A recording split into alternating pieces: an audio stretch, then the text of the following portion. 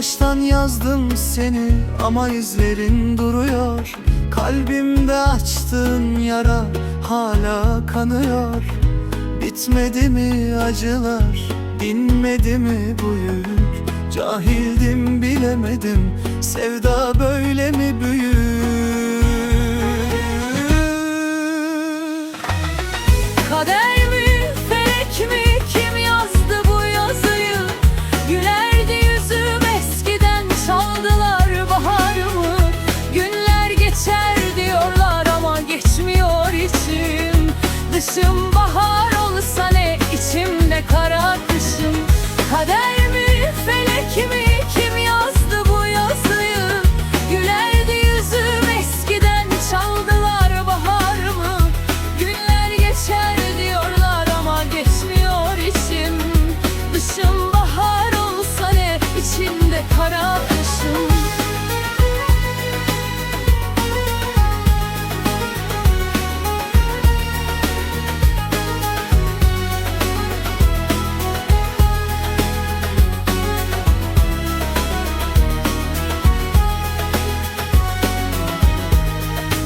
Sesler gelir uzaktan, hak ettin diyorlar. Bilmeden yargılayan dilsiz duvarlar. Bu mudur cezası saf sevmenin?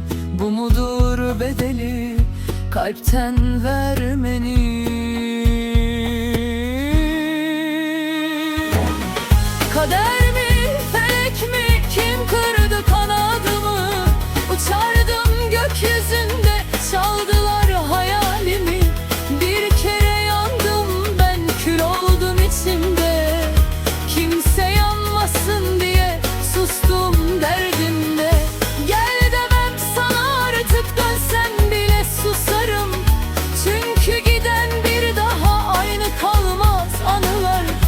Gelme deme de bana, bu yara derin hala. Adını ansam bile titrer içim hala.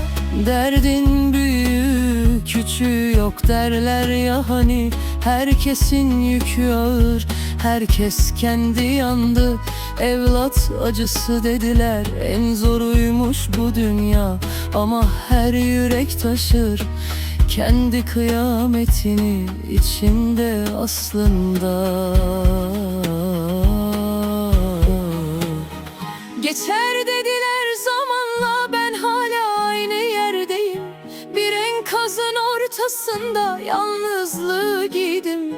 Sil baştan yaz dediler, denedim defalarca. Ama bazı hikayeler yarım kalır sonsuza. Kader mi, felek mi, kim yazdı bu yazıyı? Gülerdi yüzüm eskiden, çaldılar baharımı. Günler geçer diyorlar ama geçmiyor içim. Dışım bahar olsa ne, içimde kara kışım.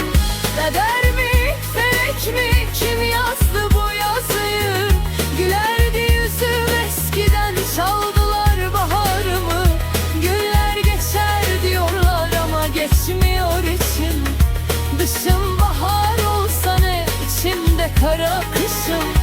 Dışım bahar olsa ne, içimde kara kışım. Dışım bahar olsa ne, içimde kara kışım.